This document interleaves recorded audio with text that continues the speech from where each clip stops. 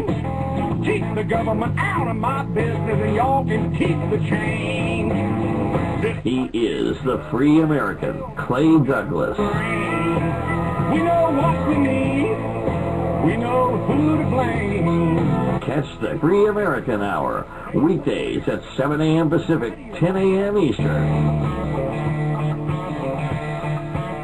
I'll keep the USA and y'all can keep the change. For the podcast and more details, visit www.freeamerican.com or catch the podcast by phone by calling 832-999-8621. Good morning, ladies and gentlemen. Welcome to another edition of the Free American Hour. I am your host, Clay Douglas. My guest today will be Ross Purviance. Is that the way to pronounce it, Ross? Yeah, that's it.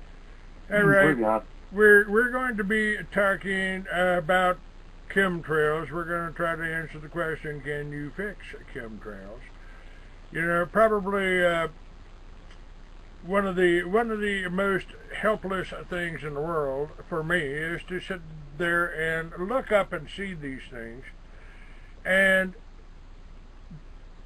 see this happening in a public place, very public place, out in the open at a flea market, and trying to explain to people, look, here's a film about it, here's a film that called Chemtrails, the video. Here's a book, this magazine is about it right here, right now. And they were spraying at that time, and I kept telling people, look up. Here's what I'm talking about, right here, happening right above you right now. We're talking about in Phoenix, Arizona, where it was a beautiful day, cloudless day, 100 degrees outside, nothing happened. By noon, the whole sky was occluded, and in that 4-6 hour period, I kept telling people, now look up, here's what they're doing. Ross, nobody would look up. Nobody would look up. Yeah, it's a denial thing, and I think people are starting to realize, hey, it's getting kind of sticky. I can't ignore this stuff anymore. And they're at least starting to listen, I think, and that's a good thing. But you're in Phoenix right now, is that right? No, I'm in Tucson right now. Okay, there's hot temperatures all the way across the United States right now. But here in Los Angeles, where I am with my Purviance Pyramids, and just one of them's all you need. The one that I move around is the one that's doing the job. But we have temperatures about 75 degrees here, and the hottest it got was during that wildfire time in Colorado, and here in Los Angeles we were getting, I think, 82. So it's kind of like it's what I've been telling people is my experience the last 3 years is it brings balance to the locale wherever it's at, and so they got 95 degrees across the country for the most part, and even the northeastern seashore sea line is getting 85 and 87, 90. But over here in Southern California, particularly Los Angeles, and 70-mile radius pretty much from where the pyramid is, we have a pretty balanced environment, and it's very, very enjoyable. And also, people I've talked to, it brings back the bees too. The bees aren't dying anymore, and so I talked to this woman with her little boy, and she says, "Oh yeah, we see lots of live bees. We got to watch out for those. Don't want to get stung." So you don't see. Before I was moving the pyramid around, I'd go out, and quite often I'd see these bees that are just walking on the sidewalk. They're dying, because they don't do that regularly. And now, since I've been moving, the trick is to the Purviance Pyramid, you got to move it 4 or 5 miles before 8 in the morning. If you do that 2 days in a row, the third day will be nice and clear. And if you continue doing that, which I have, then it's cumulative, and you feel this breath of fresh air all the time. You feel like, one woman I talked to yesterday, she said, it's such great energy. I feel like I'm at the sea all the time. It's that nice sea breeze, high ionic, negative ion energy, which is, it's real healthy for you. But that's one of the other things I wanted to mention about the Purviance Pyramid. They can't do weather control where it's at. They can't do these man-made earthquakes. They just can't do it. They tried to do it here in Los Angeles 1 week after the Fukushima attack, March 11th, 2011. 1 week after, on March 18th, I saw these lights in the sky. Other people reported it too. I heard them on the radio, and yet all they could do at that time was a 4.5 earthquake. So they couldn't muster anything bigger than that. So it foils their operation. Now, what else it does? Some people have said that the HAARP and such type of technology is not only weather manipulation, and I believe the earthquake creation, and perhaps Iceland. Iceland was getting out of line, so they blow the volcano on that one. Look at that. So I think it's also, as far as this heat wave that's going across the United States, that to a large extent, in certain areas, it's manufactured. That's my, and I have some good evidence I'd like to share with you on that to kind of back me up on it. What is manufactured? Well, I think a lot of this time of year, a lot of areas are going to get their hot heat. I guess the Midwest, it tends to have spells like that during the summertime. It is summer, but there are areas that are getting this extraordinary heat wave, and it's unprecedented, like Colorado, for example. They get this heat wave, and I believe that's manufactured. It's man-made weather control. But to kind of explain why I believe that, I listen to talk radio a lot, and there was somebody called in to a show, I don't remember which one, but he was saying that years back, and not too long, a couple of years back, Blackwater, the mercenary group, globalist mercenary group, as far as I can tell, was setting up shop in Southern California, and they had a lot of protesters saying, "No, you're not going to do it," and they were real staunch about it, and it was real difficult for Blackwater. And then within a year or two, they had this heat wave, and all of a sudden wildfires, and guess what? All the protesters got wiped out. Their houses burned down, and there were no protesters left, so they could do what they wanted. They got a fire sale, and I heard that's what's going on right now. Yeah, that rumor is floating around that these fires are deliberate, because you actually got, in some neighborhoods, you got pictures of houses that are burnt to the ground, and the one beside it is still standing and not touched. Yeah, that's pretty suspect. Russ, So, I kind of wanted to. We're skipping around a little bit here, and I think that's a good thing. These pyramids have been with us for thousands of years. Now I'm talking about the big stone ones, but for the moment. But they were built for, I would say, more than one purpose. Not just decorative. They were built to withstand something. And if this is kind of what I wanted to talk about this morning. But now we've led into it, and what you're saying is that these wildfires have been planned. The weather control is been planned and manipulated. I mean, we've been talking. It's been in the DARPA for a long time that we control the weather. We can use the weather as a weapon, and that's being done. But they can't do it anymore. If you have the Purviance pyramid and you use it, all you got to do is move it in the morning before 8 o'clock. You go 5 miles before 8 o'clock in the morning. You do it at 7:30. You can do it at 6 o'clock in the morning. Doesn't matter. But as long as you get it done before 8 o'clock. And look at the temperatures in Los Angeles. If you go to online and you check the history of temperatures for the last 10 days here in Los Angeles, you won't see anything above, I believe it's 82 degrees. And we had that. And the rest of the days were in the 70s. And while the rest of the country's up in 100 degrees, you know. And that's weather control. Well, it's not necessarily weather control, but what I'm saying is that the Purviance pyramid does quite a bit of stuff. And just getting rid of the chemtrails, that's a big thing in itself. But it does so many other things too.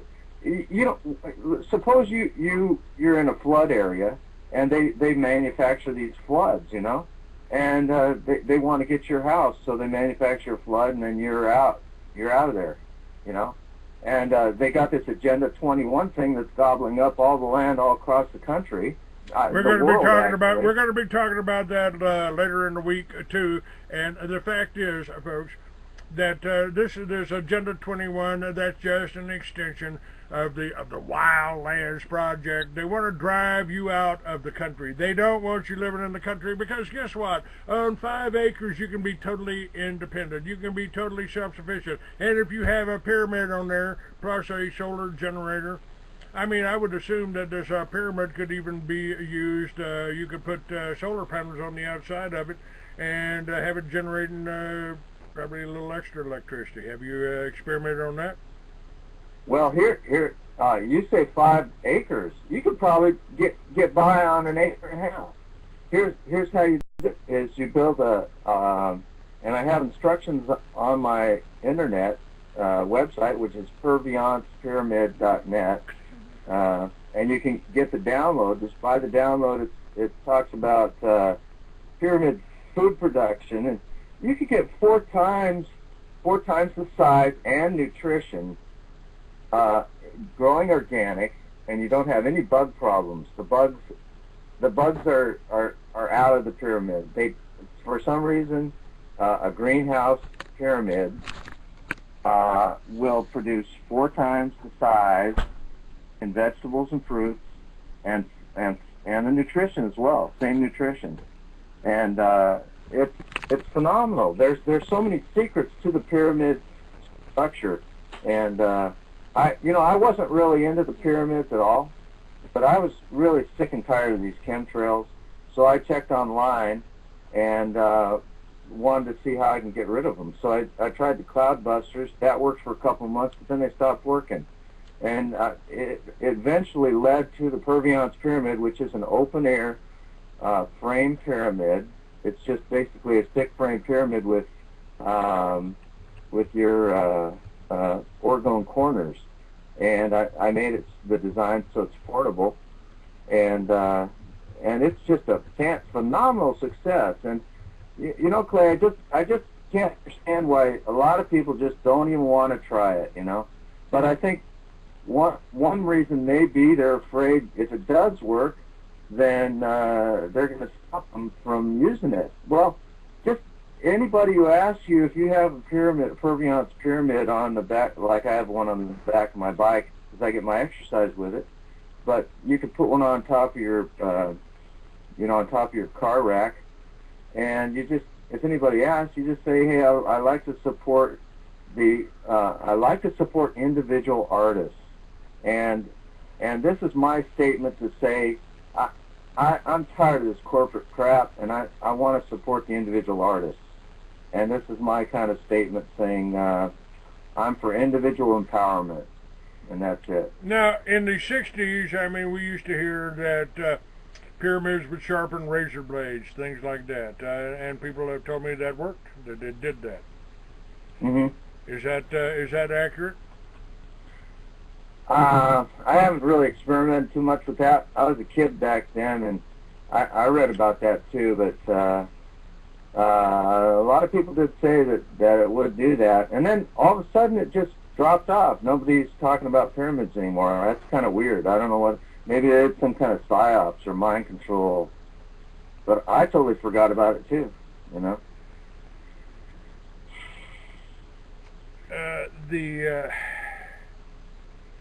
These pyramids all over the world, what other purpose could they play besides being a tourist attraction? There's people that believe that these pyramids at one time were actually electrical generators, somewhat along the lines of Tesla's. But if I get for a fact, I can tell you that the pyramids were used in the religious ceremonies because they have a unique audio effect. A step pyramid, if you stand on top of a step pyramid down in Central America and talk in a normal voice, the people all the way down at the bottom and 2 or 3 100 feet area around the pyramid can hear every word that you say, and you can hear them. You know, they're probably using that very technology you're talking about in the nanotech. I wouldn't doubt it. You know, all the secret government knows about all this stuff, and it's kept hidden from everybody else, you and me and everybody else on the surface of the planet. But yeah, there's another person I read about who's an inventor who developed a step pyramid that, and this is going to sound really crazy, but this is what he found. Talk about amplifying. You're talking about amplifying sound. Well, he was able to somehow create a step pyramid, and you put water in, just going like a regular flow, going in one end, and it shoots out the water 25 miles away. And that's amplification. So there's some kind of free energy going on with the pyramid design, something with that. The fact that the Purviance pyramid clears the air for a 70-mile radius, people can't believe it. They look at this 3-foot pyramid and they think I'm nuts when I tell them it does that. But you know, the proof is there, and they say, well, why don't you just stop riding around? I say, I don't want to do that because I don't want to kill the bees off. I don't want to get sick. If you want to test it out, test it in your own town. You know, that's kind of how I feel about it. But I'd actually be open to the idea of like getting out of L.A. For a little bit and showing the experiment and proving it that it works. Somebody wants to flip the bill on the expenses on that. Well, let's get a caller. David, why don't you call in on the guest line? The guest line is 646-915-8774. Now, David is the way I found you. David lives in Venice Beach. David has one on his house, and David hadn't been sick in a long time. David's also running for president, or he'd like to run for president, and I support him in that. I think we need somebody with some common sense in that office. But these pyramids have been around for thousands of years. I think that the pyramids are the remnants of highly advanced civilizations.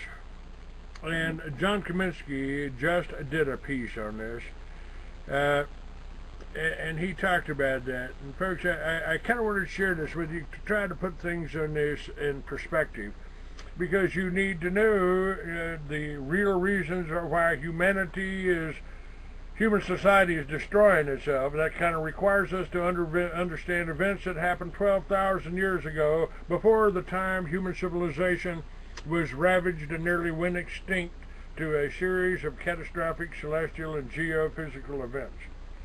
Now, the reason this is relevant to me, folks, is that I wrote an article about this event, this exact event, at the same time period. Well, actually, I said about 6,000 years ago. But I wrote about this, and that is a fiction book that's coming out, and I am talking to different publishers, mainstream publishers, about handling this. Because my experience with chemtrails, Ross, has almost brought me to the conclusion that humanity can't handle the truth, that the elite may be correct in saying that the human population isn't capable of governing itself. Well, it's kind of this, what's the word? It's just discouraging, or it can be discouraging when I just don't get much response about the Purviance pyramid. If that, David's great. He got one. There's a few others, but basically it's falling on deaf ears. They don't even want to try it. There's a guy on Facebook. He's a professor or something, and he's not even scientific about it. They don't even want to test it out. All they want to do is ridicule me before even trying it, and that's not scientific. I call those guys the Earth is Flat Club. Well, I'm sure David has his share of that. I mean, I've been spinning my coffee here for the last year or so every day on this show here. And hi, David. How are you? Just fine, Clayton, just fine. I'm happy to call in, and I was so surprised to hear Ross's voice this morning. It's like I woke up and there he is. Oh my God, my neighbor crawled into bed with me.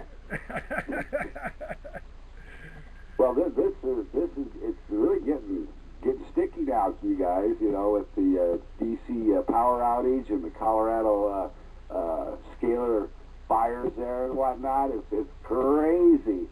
And I just got yesterday from Publish America this new Operation National TV Forum booklet with my book listed right on the inside cover, but they omitted the new molecular south-spun fluid concept from the explanation under the book picture. I couldn't believe it. I sent them all letters and told them to get that writing correct. I couldn't believe it. Well, now you've got a pyramid sitting outside. What are your neighbors saying? Are your neighbors able to see the difference?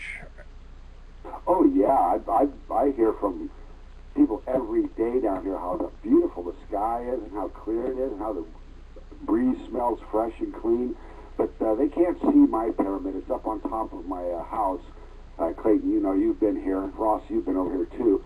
So they can't really see it up on the roof, but boy, they're all looking at the sky and smiling and grinning and breathing the fresh air in. And it's been going on for about 90 days now or more, so it's amazing. They still try to spread them, but they just disappear right away. This pyramid is not putting out a force field or anything. The particulates they're still spraying them. Where are they going? How are they being dispersed? How is this happening? And we don't know. We still don't know. We know that aluminum and barium are being put into these chemtrails, but there could be anything else in it. So where is that aluminum going? We know it's falling on the mountaintops in Mount Shasta and Mount Rainier. Well, that's a good question. The pyramid, and my research shows that it is an alchemical device. Not only, you're talking about the step pyramid, how it amplifies sound. There's so many secrets to the pyramids. And the Purviance pyramid with the open frame design, and it's got the, meaning it has open air inside. It's just a frame, basically, and it's got orgone corners. You can see it at PurviancePyramid.net, but that particular design has the capacity, the capability to do an alchemical transformation of the environment in a sense that, like David was just saying, they just dissolve. Those chemtrails just dissolve. That's what happens with them, and it's quite fascinating. Of course, it's pretty new stuff, and it's only been 3 years since I've had this one, and it's been doing its job. So it'd be nice. It'd be nice to get some real scientists out there, university people, that could run some tests on here. Now, they've done some interesting tests with water. If you just write the word love on a sticker and put it on a glass of water, it changes the whole structure of the water, the chemical structure of the water, doesn't it? Yeah, you get these beautiful designs of beautiful crystal designs when you have the positive words like peace, love, happiness, etc., like that. And they're doing some tests on that. Quite interesting. Well, the other thing about it too, I wanted to add is that pyramid has a remarkable effect upon water that passes through it. It south spins it just like our three fingers touching our thumb does, Clayton. And, no, you're making the pyramid. You're making the symbol. Giza. In occultic literature, these symbols have a lot of power, as much as the power. So what are you doing? What are you doing right here, folks? What are you doing right here? You're making a pyramid. You're making a pyramid to channel energy. Are you not? Right. And the original pyramid at Giza, the big one, it's been known now that there's underground aquifers underneath it, which is running water, and this running water gets south influenced by the magnetic polarity of the pyramid itself. So I believe that this was another use of the pyramid is to south spin all the water in the general area for the people to drink. People were living to be 1,900 years old, weren't they? Exactly, and this is perhaps one of the reasons why. But besides that, that Great Pyramid at Giza put out a positive spin electrical charge all around itself for miles and miles, which would allow the people to turn on any device anywhere without plugging it in. And if the pyramids generated with the water below it, they had the capacity, the ability to act as a capacitor, and they could have put out that wireless power that they used stones to build it instead of iron or steel like Tesla. Right. Well, Nikola Tesla lit the Chicago World's Fair for the very first time using device towers that he had constructed, which imitate the Great Pyramid at Giza. And that's how he lit the entire Chicago World's Fair. Those bulbs were not all wired together, as you can tell from that one particular photograph of him. He's holding a light bulb in his hands that's illuminated. That's exactly how he lit the whole Chicago World's Fair that year. And in my opinion, now I just did this piece by Kaminsky, and he talks about there being a worldwide community, really, and maybe that's what we've been trying to do with the Tower of Babylon mystique for years, trying to rebuild a structure that we had 8,000 years ago, before giant fragments of comets and meteors crossed Earth's path, the way it's happening now, even, guys. Let's see some of these fires. It's all going back for the moment, Clayton and Ross, but real soon they're going to be hearing a new tune be played, and I think that our